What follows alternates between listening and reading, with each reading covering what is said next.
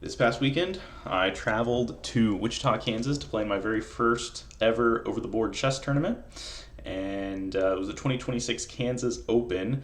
At this stage, this is round four, so I've already played three games. I won my first two games and then lost my third game. And so the first three games all took place on Saturday. This round four game is taking place at 10 a.m. on Sunday morning. So I went up with my family, with my wife and daughter. We had our hotel room.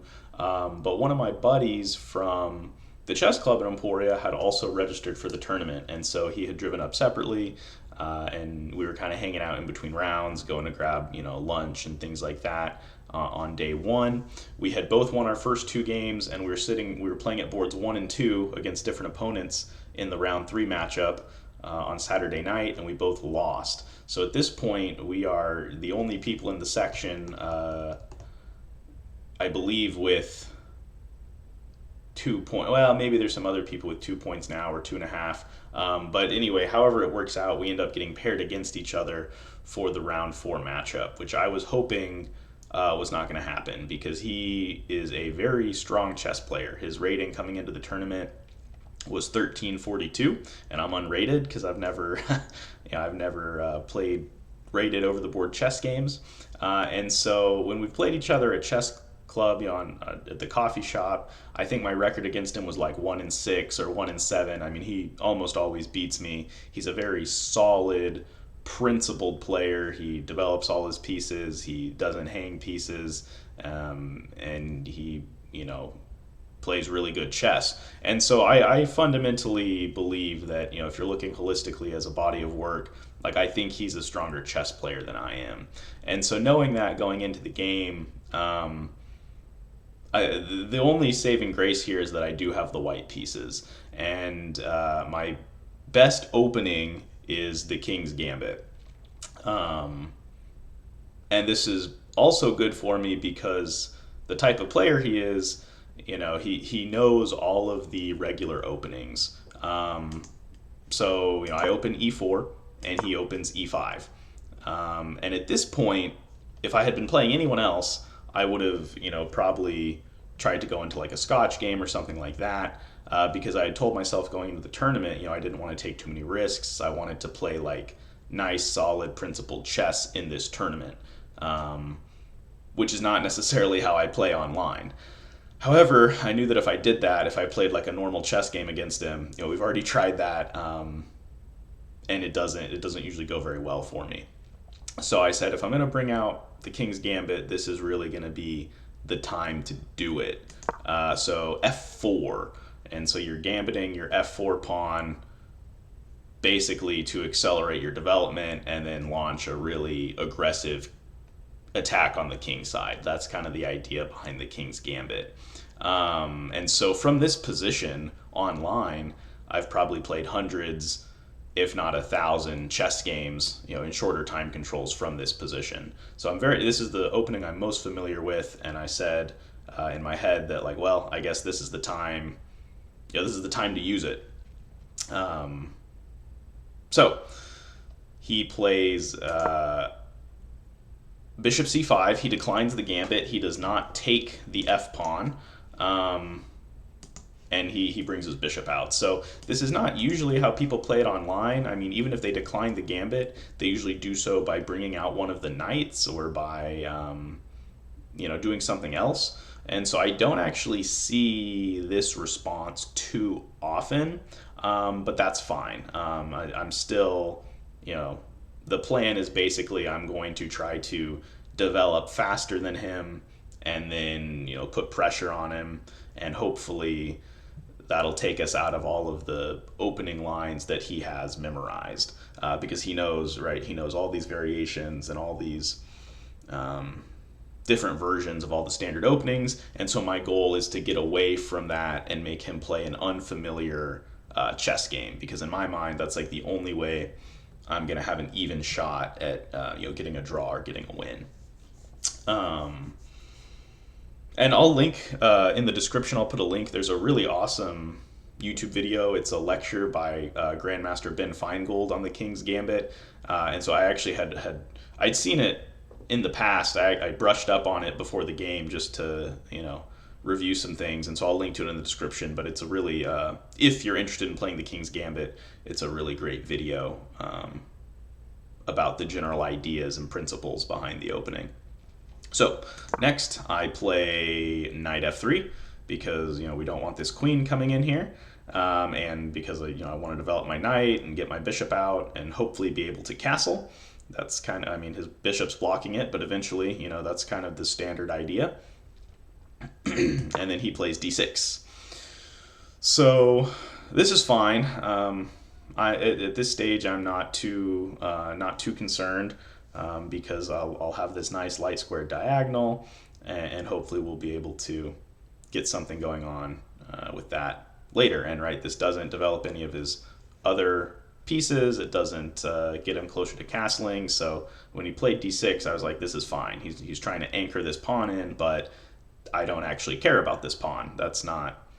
I literally at no point was thinking of taking on e5. You never take with the f pawn. That's like the one thing in the King's Gambit that you probably should never do. So that's fine. When he played d6, I was like, that's great. That's kind of a wasted move. This does not prevent me from moving forward. So next, I play bishop c4. Again, having this attack on the light square diagonal and clearing up my back rank so that if I ever block the scope of this bishop, maybe I can get castled. And then also there's other ideas too with the queen and the knight, if they ever get in this side of the board, targeting that weak f7 square. And then he plays knight f6. And so this does a couple things. It targets my e-pawn, which is currently undefended, and it probably allows him to castle on the next move or on a future move very soon. So again, I don't want to just give up a pawn right away. Online maybe I'd do something else, but in an over-the-board game where we each have 100 minutes, I'm going to defend the pawn. Now that my bishop is out, it's not blocked in, we'll make a solid little pawn chain here. And then his next move, this is already something that is kind of uncharacteristic for him. So the next move he plays is knight g4. He violates the opening principle and he moves the same piece twice in the opening. And if he had just castled or if he had developed another piece, I think he would have been in a pretty decent position. But it's kind of clear what he's trying to do. When he moves the knight here, I wasn't expecting this, but you can see there's some kind of fried liver business that's probably going to be going on the f2 square, right? He's looking to plant his knight here and then attack, either the queen or the rook, or maybe he'll even bring his bishop in and give a check so that I can't castle. Who knows? But the idea being he's essentially going for some type of fried liver attack on this square here. And so I looked at this for quite a while. I paused maybe for 5 or 10 minutes, and I had considered, I can't castle because the bishop. So basically, I have a move before he gets in where I can reposition my pieces. So I could move my rook here, or I can move my queen here. And the engine, I believe, when I was looking at it afterwards, the engine wants me to place my queen here. And then if he jumps in, I still can't take it, but I can move my rook, and none of my pieces are in danger, even though he has a lot of activity deep in my position. And this is kind of the first moment, too. The first decision to play the King's Gambit, I'm already a little bit unhinged this game, and I'm kind of my mindset is we're going to play very chaotically. We're going to, play like a madman here. And so my next move is already something that's kind of in that spirit. And I start thinking, I had analyzed these moves of move the rook, move the queen, and I didn't love that. Neither of those really felt like great long-term moves for me. And so then I started looking at okay, his bishop and his knight are staring at this square. Well, I have a bishop staring at his f pawn. So if I bring my knight in, the queen can't capture because it's guarded by the pawn. So then, I was kind of calculating the sequence of, okay, my knight here, his knight here. I can jump in.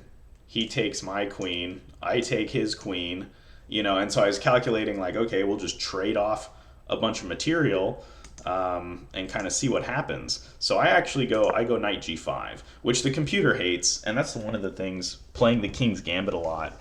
The computer always hates my moves. I always get terrible accuracy scores when I'm playing the King's Gambit. So even if I have this amazing game where I get the win, and from a practical standpoint, it's hard to deal with, the engine never likes these moves. But nonetheless, we move forward. So we're both threatening essentially the exact same thing.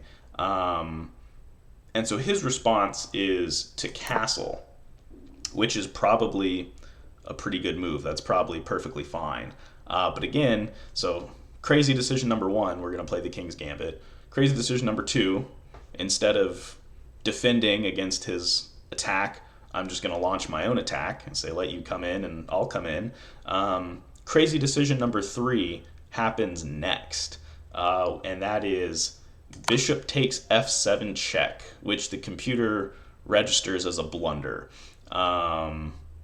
So he has to deal with this, and he actually only has, I think, two legal moves in this position. He can either move his king out of check, or he can recapture with the rook. Those are the only two things that he can do.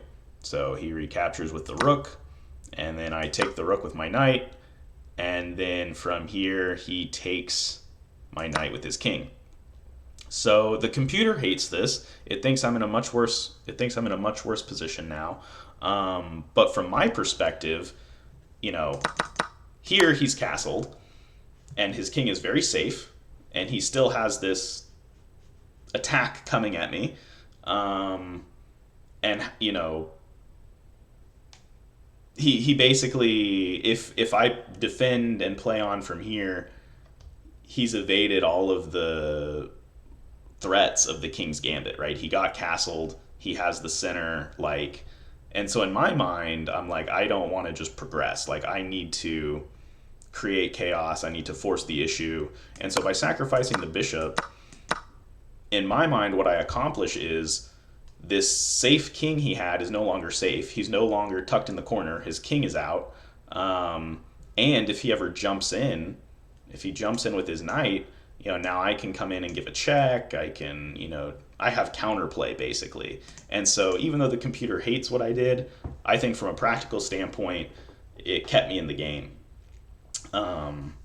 So next next I play f5. And so, we're equal on material. I gave up two pieces for the pawn and rook, but we're equal on material. And so my thought process is I'd really like to attack this knight, but I can't because it's defended by the bishop. So I push my pawn forward, disconnecting the defender. So now he's either going to have to push this pawn to defend it, or he's just going to have to put his knight somewhere else. And if he decides to jump in, again, we have this really nice check where we'll be, essentially coming after his king. So then he moves the knight back. This is the third time he's moved this knight in 9 moves. And so this is exactly what I was hoping for with the King's Gambit, where I'm just able to develop my pieces faster than him, because when we normally play, he develops his pieces and then just destroys you. And so my whole goal was to be able to disrupt that normal rhythm of the game, and maybe be able to put him in an unfamiliar position. So here I play bishop g5, pinning the knight to the queen. So now this knight cannot move, because if this knight moves, he loses the queen, or at the very least, he's going to have to waste time repositioning these pieces. And so then he plays knight c6, developing his other piece. And then I play bishop takes f6. And then he recaptures with the king instead of the queen. I guess his thought process was, if he takes with the queen, I can still come in here and do stuff, but I think this was a huge mistake to take with the king. And in my mind, I kind of had alarm bells going off, his king is on the 6th rank, just out here on an island. I mean, this is not where the king is supposed to be, especially when I have all of these ways to go attack it. So I'm feeling pretty good about my position, and pretty good about my decision to sack the 2 pieces, because as compensation, like look at this. Look at his king side. It's his king on the 6th rank and 2 pawns. Like that's not what you want, right? The king is very exposed here. And so as long as I can get my pieces into play before his queen side, we should have a good advantage. And so that's exactly what happens. Queen h5. We're now cutting off all of these squares, so he can't go here, and he can't go here because of the pawn. So literally the only square that the king can move to now is over here, which is blocking in his queen. So he has a very cramped position. His king is like out here in the open, and I'm getting ready to bring the rook. I'm getting ready to bring the knight. Like I have a lot of attacking lines coming up. He plays queen g8, defending this pawn, but like I don't actually care about that pawn. I'm more concerned about attacking the king. And then knight c3, and if I can get my knight here, I believe that would actually be checkmate, because I'd be attacking the king. He can't go here, can't go here, can't go here, can't go here, can't go here, can't go here, can't go here, and can't go here. So that, if I can get the knight here, like if for whatever reason he does some other random move, like he moves the bishop or he moves the knight down here, like, whatever, trying to do this fork, well, I guess it wouldn't be mate, but he'd trade the queen. So the point being, right, like I really want to, on the next move, plant my knight here, is what I was thinking. Then he plays knight e7. He brings the knight back to further defend that square. So all those ideas are, out the window pretty quickly. Then I play g4, because this would also be mate, I think. I think I'm threatening checkmate here if I can get my pawn up, because he'd be in check, and he can't go here, here, here, here, here, here, right? He'd be totally cut off. So his king is like frozen in the middle of this giant battle, which is great for me. I just have to figure out a way to get my pawn here. He sees that, he defends with his bishop. I say, okay, I'll attack your bishop with my king. I would have loved to have castled queenside, but trying to get the bishop out of here, and then my rooks can move about freely. He moves the bishop to f4, and then I play rook hg1, the idea being when I bring the pawn up, he'll recapture, and then I can recapture and it's defended, and he plays g6. And here, I spent a lot of time thinking about this decision of like, do I keep trying to force this checkmate that's probably not going to happen? Because now that this pawn's moved, he has some more freedom to move his king here or here. And so I kind of had to like give up on the idea that he was going to get mated in the middle of the board, and I kind of had to shift into, okay, well, how do we start making good trades for an end game? Like, I need to start thinking long term. This checkmate probably isn't going to happen. So I push the pawn, g5 check. He moves back to king f7. F takes g6 check. The queen recaptures, and I didn't see any better moves here, so we trade the queens off. And at this point, this isn't really what I wanted, because now that the queens are off the board, his king is there's no longer a checkmate threat, and so this is clearly going to go into an endgame. But I didn't see any better moves at the time, and my thought process was, I still have 2-on-1 with the pawns. I'll bring my rooks, and I'll just be able to hopefully support a passed pawn and push it to the other end and promote. That was kind of my thinking, was that maybe something like that would happen. So then rook af1. He brings his bishop forward. Bishop e6, trying to get his other rook involved. I play knight b5. He kicks my knight. I pick up a free pawn here. And the thing here was like, if his rook ever moves, I'm attacking both of these simultaneously. So if he does decide to come over here, he's losing a pawn. So he kicks the knight. I attack the pawn, and I think I think his idea was to let me take the pawn so that he could have an open file for his rook, which is pretty good logic. I go ahead and take the bishop with my knight.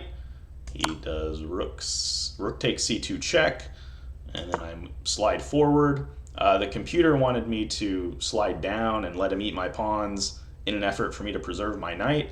But what I calculated was, after he takes the knight, will be equal material, and then I can bring a rook up. So he takes the knight, I bring a rook up, and at this point, I'm gonna be able to save all of my pawns, and we'll trade a rook, and we'll go from there. But I should be able to, again, I feel like my pawns, with where they're at, I'll be able to get one of them to the other side of the board, hopefully.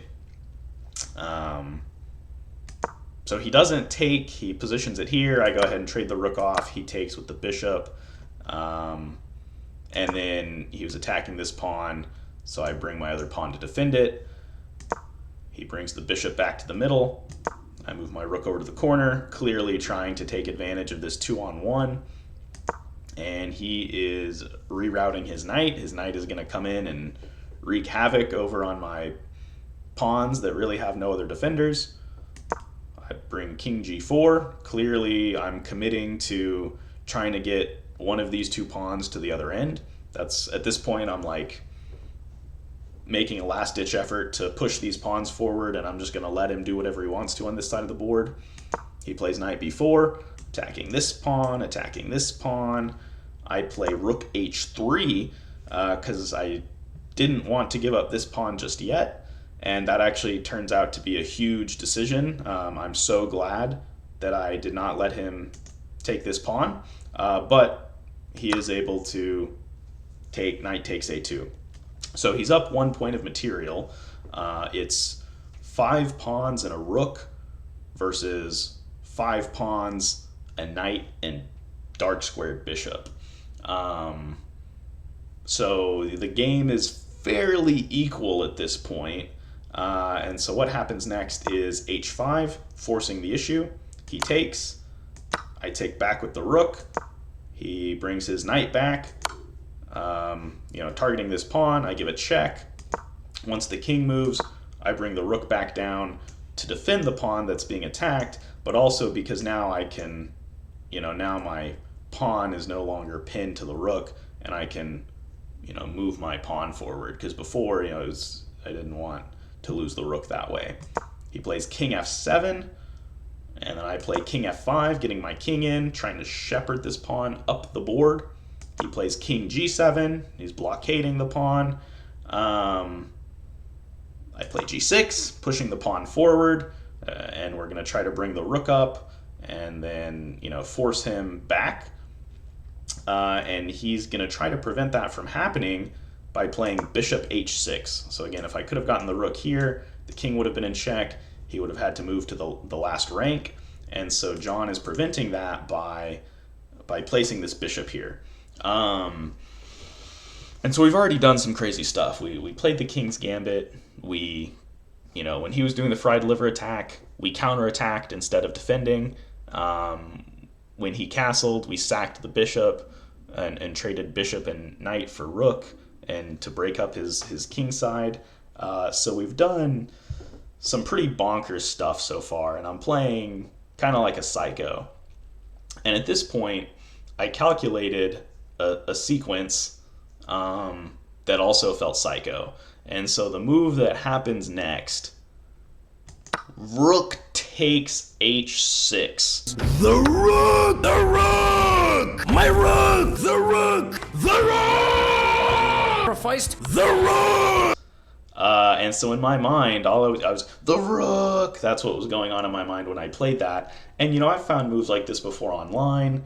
But playing a rook sacrifice in an over-the-board game where at this point we had probably taken like 2 hours, we'd been sitting at the board for 2 hours, to play a rook sacrifice like this I felt like a lunatic because I kept just thinking, like, what if this doesn't work? But what I had calculated is that if he takes, my king can come up, and then get the opposition, and I will be able to get my pawn to the queening square to promote, and his king won't be able to stop it.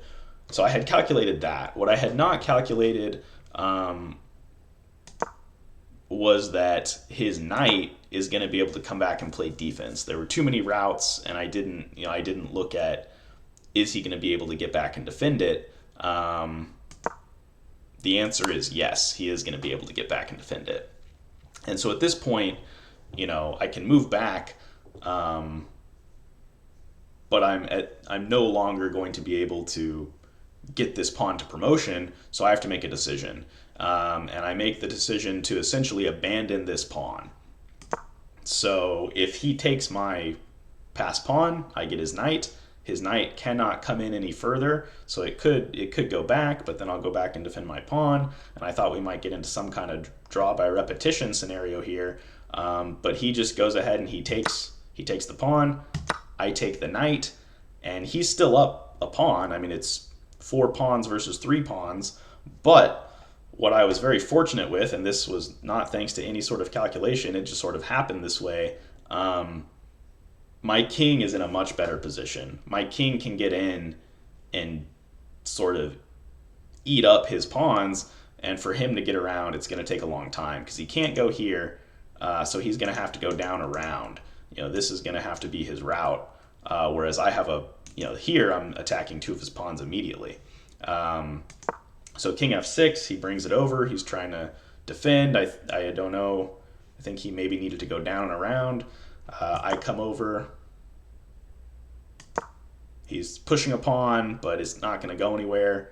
I eat one of his pawns. We're already equalized. He pushes it again. I bring my king in further. He brings his king over. I go to eat his pawn on the side here. Now I'm actually up a pawn, and I'm able to get down. And so now, how is he going to get through?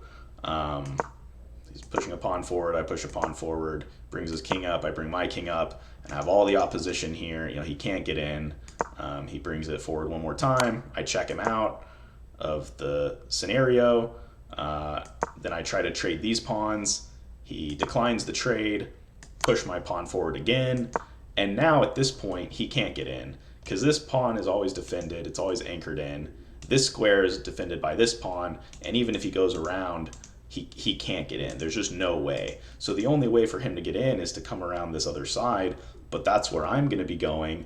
And if he does get too far away, my pawn promotes. So all I have to do is walk around and get the opposition, and eventually I'll win this pawn and be able to push and promote.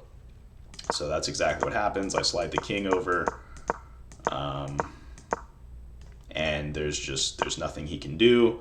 He'll have to, he can't move here, or here, so he'll have to go to one of these squares where then I'll win his pawn and be able to walk up and promote. And so on move 59, when I play king f6, he resigns. So I'm able to get the upset win, and it was really a great game. I mean, I played the opening I'm most familiar with. Had several piece sacrifices, some of which the computer liked, some of which they didn't. But it felt like a really good game. Even though out of all 5 games I played at the tournament on that weekend, this was my lowest accuracy. I think my accuracy was only, let me see here. Let me see if I can, let's put it in game review. It's loading, it's thinking. Yeah. White broke through in the endgame with some strong maneuvers. My accuracy here was only 70.9%. So the computer hated my play, but to me this felt like the best game of the whole tournament. So yeah, in King's Gambit positions, the computer doesn't like what you do, but it felt good to play it, and it was good to get a win. Afterwards we went and got Raising Cane's together for lunch, and so it was like nothing had happened. But again, John is a really, really strong player, and I am pretty convinced that if he keeps playing tournaments, he'll probably get above 1,400 sometime in the near future. So It was kind of hard, the game he had lost the night prior was also an in-game with a king and 2 pawns, and so then Saturday night takes the loss in the in-game. Sunday morning he has another in-game loss, but he's able to bounce back and get a win in round 5 and finish the tournament 3-2. So yeah, that was the round 4 matchup. So at this point, I have 3 wins out of 4 games. I'm 3-1. And going into round 5 of my first OTB tournament, I will be in contention for a money prize. So we'll see what happens in the money round during the next video. Thanks.